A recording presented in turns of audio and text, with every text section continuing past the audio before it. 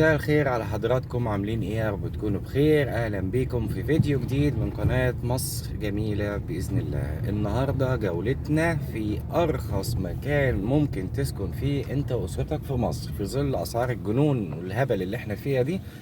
حاليا دلوقتي هيبقى اول فيديو هيكون في مدينة الفردوس. مدينة الفردوس يا جماعة دي اقل اسعار ممكن انت وعيلتك تسكن فيها، اللي هي جيش وشرطة. فعشان الفيديو ده ما يبقاش طويل هنقسمه على كذا جزء. حاليا دلوقتي احنا في الفردوس الشرطة، هنشوف الشوارع الداخلية اللي جوه ونستكشفها، واقول لكم برضه على الاسعار. اي حاجة عايزين تعرفوها انا بجاوب سؤال بسؤال في التعليقات. لكن في البداية اذا ما اشتركتش في القناة او ما بتتفرج علينا، متنساش تشترك وتعمل لايك، عشان كل يوم بجيب مكان جديد بالنسبة للاهالي اللي حابة انها تروح مناطق جديدة تسكن فيها في سعر في متناول الايد. فردوس الشرطة فيها خدمات كتيرة جدا، اللي ما يعرفهاش او اللي حابب ان هو يروح يسكن هنا جديد لأول مرة، فيها خدمات كتيرة جدا. في هنا السنتر، بيسموه السنتر الرئيسي، يتكون من صيدلية، الجزار، لعيش، لمخابز، صيدليات، الفكهاني، فيها كل الخدمات. حاليا دلوقتي احنا طالعين على مبنى التوحيد والنور، هنا موجود في الفردوس الشرطة. ما اقدرش اقول عليها انها هادية او زحمة، لكن هي فيها كثافة سكانية مرتفعة شوية. عشان اكون صادق معاكم، هي فيها كثافة سكانية مرتفعة، لكن يتعاش فيها مدارس، فيها خدمات كتير جدا، فيها مستشفى الجيش بالنسبة في مدينة الفردوس بالنسبة للجيش.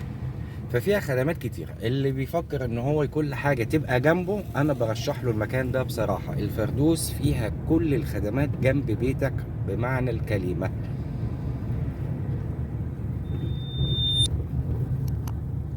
وفيها مسجدين او 3، وفيها كنيسة كمان، ففيها خدمات كتير بصراحة.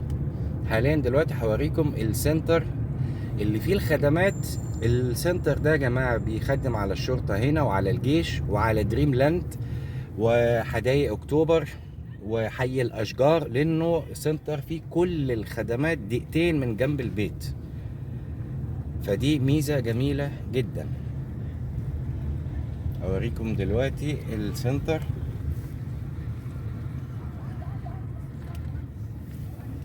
اهو يا جماعة. اللي على الشمال ده بالكامل ده خدمات من جزار لسوبر ماركت،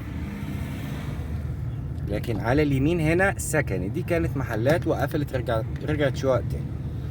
ده شارع السنتر الرئيسي. كل اللي على الشمال ده يا جماعة فيه خدمات ومطاعم وكافيهات، في حاجات كتير جدا هنا. فجنب البيت، بالإضافة الميزة المهمة جدا الرعاية الطبية. هنا في كمية دكاترة لا بأس بها في جميع التخصصات برضه، وحتى غرام الشام هنا برضه فاتح، ومقلة، في كذا حاجة هنا، وحلواني ومحليات حلويات، وفي حاجات كتير. اللي مش عارف طريق ان يجي ازاي الفردوس، من على طريق الواحات قدام دريم لاند. قدام دريم لاند ندخل الشارع ده كده يمين عشان اوريكم شكل العمارات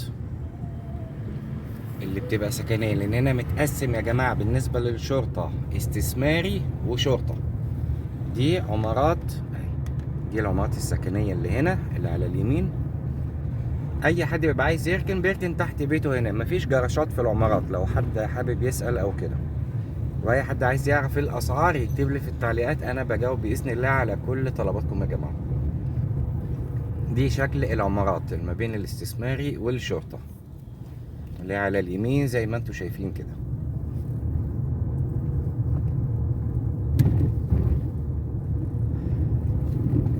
الشوارع الجانبية يا جماعة انا برشحها لكم اكتر لانها هادية.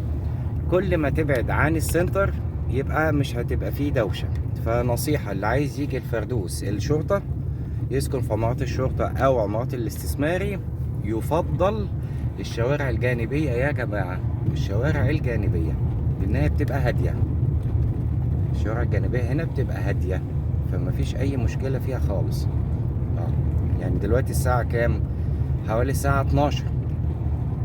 الناس تبقى في بيوتها هنا من الساعة 11 الساعة 12 عشان شغلهم وكده، فالدنيا هنا هادية. نصيحة خليكم في الشوارع الجانبية. بلاش الشوارع اللي متفرعات ناحية السنتر والمحلات التجارية، ما هتزهقوا.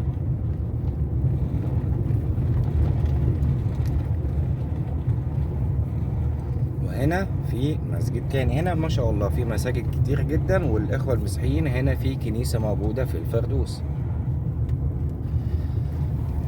نلف ونرجع تاني عشان اوريكم برضو الشوارع الجانبية من جوه والهدوء اللي فيها.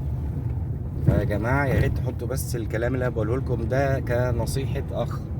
الشوارع الجانبية بنصحكم بيها، هدوء زي ما انتوا شايفين. اي حد عايز يجي يسكن في الشرطة بلاش الشوارع الرئيسية اللي عند المحلات التجارية، هتكرهوا عيشتكم بمعنى الكلمة، دي نصيحة. اهي بصوا يا جماعة، العمارات اللي على الشمال هي دي اللي انا بنصحكم بيها. من بعد المدخل الفردوس على الشمال، الشوارع الجانبية دي مفيش مشكلة فيها يا جماعة.